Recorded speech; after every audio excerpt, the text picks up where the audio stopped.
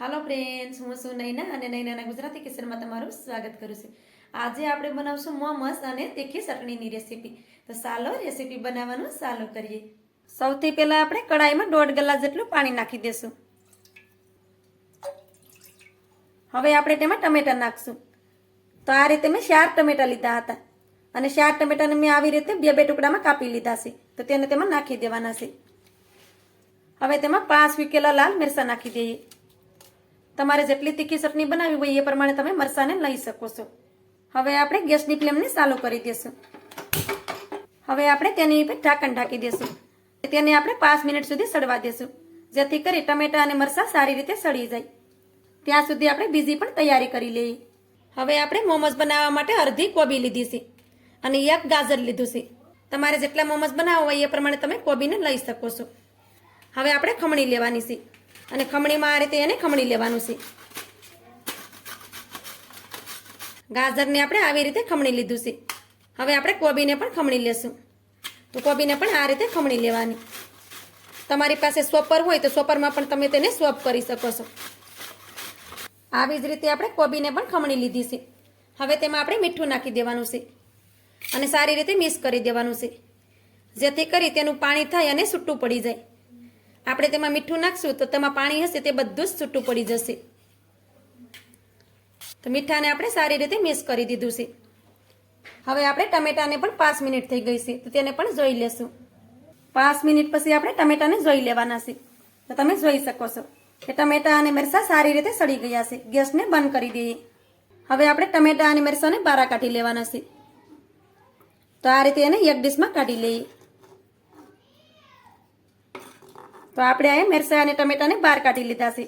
હવે તેને ઠંડા કરી લઈએ, કેમ કે એને આપણે ગરમ ગરમ નથી પીસવાના. થોડી જ વારમાં આપણે ગાજર અને કોબીમાંથી પણ પાણી છૂટું પડી ગયું છે.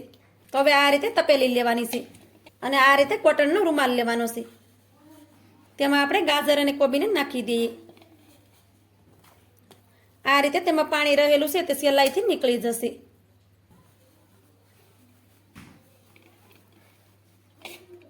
હવે આપણે તેમાંથી બધા પાણીને કાઢી લેવાનું છે. તો આ રીતે કોટનનો રૂમાલ આવે છે તે જ લેવાનો. આ રીતે આપણે તેમાંથી બધું જ પાણીને કાઢી લીધું છે. આ પાણીને આપણે ફેંકવાનું નથી, કેમ કે આ પાણી એકદમ હેલ્ધી છે. તો તેને આપણે લોટ બાંધવામાં વાપરશું. તો તેને હમણાં સાઈડ પર રાખી દઈએ અને આ એક વાસણ લઈ લઈએ. તેમાં આ બધી વસ્તુને નાખી દઈએ, કેમ કે કોબી અને ગાજરનું પાણી હોય તો તે હેલ્ધી હોય છે. તો તેને આપણે લોટ બાંધવામાં વાપરવાનું. તમે જોઈ શકો છો કે કોબી અને ગાજર એકદમ ડ્રાય થઈ ગયા છે. આમાં બિલકુલ પણ પાણી નથી, કેમ કે આમાં બિલકુલ પણ પાણી ન રહેવું જોઈએ. જો આમાં પાણી રહેશે તો મોમોસ છે તે સારા નહીં બને. હવે આપણે આમાં અડધી ચમચી ભરીને આદુ અને લસણની પેસ્ટ નાખી દઈએ. થોડાક આપણે લીલા મરચાં નાખી દઈએ. તીખું તમારે જેટલું ખાતા હોય તે પ્રમાણે મરચાંને લેવાના. તમારે શિમલા મરચાં નાખવા હોય તો પણ તમે નાખી શકો. હવે તેમાં આપણે ડુંગળી નાખી દઈએ. તો ડુંગળીને પણ આ રીતે નાના ટુકડામાં સુધારીને જ લેવાની. તમે ડુંગળી ન ખાતા હોય તો તેને સ્કીપ પણ કરી શકો. હવે તેમાં લીલા ધાણા નાખી દઈએ અને બધી વસ્તુને સારી રીતે મિક્સ કરી દઈએ. આમાં આપણે મીઠું હમણાં નથી નાખવાનું. મીઠું જ્યારે આપણે મોમોસ બનાવશું ત્યારે નાખશું. અત્યારે આપણે મીઠું તેમાં નાખી દઈશું તો આમાંથી પાણી છૂટું પડી જશે, એટલે મીઠું હમણાં નહીં નાખવાનું. તો આ આપણું ટફિંગ બનીને રેડી થઈ ગયું છે. હવે તેને ઢાંકી દઈએ અને સાઈડ પર રાખી દઈએ અને લોટ બાંધીને રેડી કરી લેશું. એક વાટકી ભરીને આપણે મેંદો લીધો છે અને મેંદાને આપણે સાળીને લીધો છે. તો તેને આપણે તાસડામાં નાખી દઈએ. હવે તેમાં આપણે સ્વાદ પ્રમાણે મીઠું નાખી દઈશું. અડધી ચમચી જેટલું આપણે તેલ નાખી દઈશું. વધારે તેલ આમાં નથી નાખવાનું. અને બધી વસ્તુને સારી રીતે મિક્સ કરી લેશું. બધી વસ્તુને આપણે સારી રીતે મિક્સ કરી લીધી છે. હવે આપણે શાકભાજીનું પાણી રાખ્યું છે તે થોડું થોડું નાખતા જઈએ અને લોટ બાંધી લઈએ. આ પાણી બહુ હેલ્ધી હોય છે. તેનું સૂપ બનાવીને પણ પી શકાય છે. આ પાણી તમને પસંદ હોય તો તમારે નાખી અને લોટ બાંધી લેવાનો, અને ન પસંદ હોય તો તમે ચોખ્ખું પાણી નાખીને પણ લોટને બાંધી શકો છો. આ રીતે આપણે થોડું થોડું પાણી તેમાં નાખતા ગયા છે અને લોટને આપણે બાંધી લીધો છે. તમે જોઈ શકો છો. હવે તેમાં થોડુંક તેલ નાખી દઈએ અને લોટને થોડોક પાછો મસળી લઈએ, જેથી કરી લોટ છે આપણો ચીકણો થઈ જાય. અને આપણે તેમાંથી મોમોસ બનાવીએ તો જરાય પણ તે પાટલે સોટે નહીં. આ રીતે આપણે લોટને પાછો મસળી લીધો છે. હવે તેમાંથી થોડો થોડો લોટ લેતા જઈએ અને નાના નાના લુવા બનાવી લઈએ. તો આ રીતે નાના નાના લુવા બનાવીને રેડી કરી લેવાના છે. આ રીતે આપણે બધા લુવા બનાવીને રેડી કરી લીધા છે. હવે આપણે પાટલો લેવાનો છે. હવે આપણે એક લુવાને પાટલાની ઉપર રાખી દઈએ અને તેને આપણે વણી લઈએ. તો આપણે પૂરી બનાવતા હોઈએ એ રીતે એને વણી લેવાનું, પણ આને આપણે થોડુંક પતલું વણવાનું છે. બહુ જાડું આને આપણે નથી વણવાનું અને થોડુંક આ રીતે મોટું જ રાખવાનું, જેથી કરી આપણે એમાં ટફિંગ નાખીએ તો એ તૂટે નહીં. આપણે નાનું વણીએ અને પછી ઝાઝું ટફિંગ નાખી દઈએ તો એ તૂટી જાય છે. તો આ રીતે પહેલાં તેને મોટું જ વણી લેવું. તો આ રીતે આપણે એને પૂરીની સાઈઝનું વણી લીધું છે અને તમે જોઈ શકો છો કે એકદમ એ પતલું છે. હવે તેમાં આપણે ટફિંગ નાખવાનું છે. તો પહેલાં તો આપણે આમાં થોડુંક મીઠું નાખી દઈએ અને સારી રીતે મિક્સ કરી દઈએ. આમાં આપણે મીઠું નહોતું નાખ્યું એટલે તમે જોઈ શકો છો કે શાકભાજી આપણી એકદમ ડ્રાય છે. જો આમાં આપણે પહેલાં મીઠું નાખ્યું હોત તો આમાં પાણી છૂટી જાય, એટલે મીઠું આપણે સેલે જ નાખવાનું, પહેલાં નહીં નાખવાનું. હવે તેમાંથી આપણે ટફિંગને લઈ લઈએ અને પૂરીમાં રાખી દઈએ. તો આ રીતે મેં 2 ચમચી ભરીને ટફિંગને તેમાં રાખી દીધું છે. હવે તેને કિનારેથી ઉઠાવવાનું આ રીતે અને પછી આ રીતે ફોલ્ડ કરવાનું છે. તમે જોઈ શકો છો આવી રીતે ફોલ્ડ કરતું જવાનું છે. આવી રીતે ફેરવતું જવાનું અને ફોલ્ડ કરવાનું આવી રીતે. તો તમે તેને આસાનીથી મોમોસ બનાવી શકશો. અને ટફિંગ છે એને આપણે આ રીતે વચ્ચે કરતું જવાનું. તો આ રીતે આપણે મોમોસ બનાવીને રેડી કરી લીધું છે. તમે જોઈ શકો છો. હવે તેને આ રીતે કરી દેવાનું, આ રીતે ગોળ ગોળ ફેરવવાનું. આ આંગળી અને અંગૂઠાની વચ્ચે રાખવાનું અને પછી તેને આ રીતે ફેરવતા જવાનું છે આવી રીતે. અને આપણે આ વધારાનો લોટ છે તેને કાઢી નાખવાનો, કેમ કે નકર આપણે મોમોસ ખાઈએ તો એકલો લોટ લાગે. પછી તેને સરસ આ રીતે કરી દેવાનું આવી રીતે. મોમોસને તમે જોઈ શકો છો કે મોમોસ આપણું એકદમ પરફેક્ટ બન્યું છે. તેને આપણે થાળીમાં રાખી દઈએ અને આ જ રીતે આપણે બધા જ મોમોસ બનાવીને રેડી કરી લઈએ. આ રીતે આપણે બધા મોમોસ બનાવીને રેડી કરી લીધા છે. હવે તેને આપણે સ્ટીમ કરવાના છે. તો આ રીતે કાણાવાળી જાળી આવે છે તે લઈ લેવાની, અથવા તો આને ભાતિયું પણ બોલતા હોય છે. હવે તેમાં થોડુંક તેલ નાખી દેવાનું છે આ રીતે અને હાથથી આ રીતે લગાડી દેવાનું, જેથી કરી મોમોસ તે તળિયે ચોટે નહીં.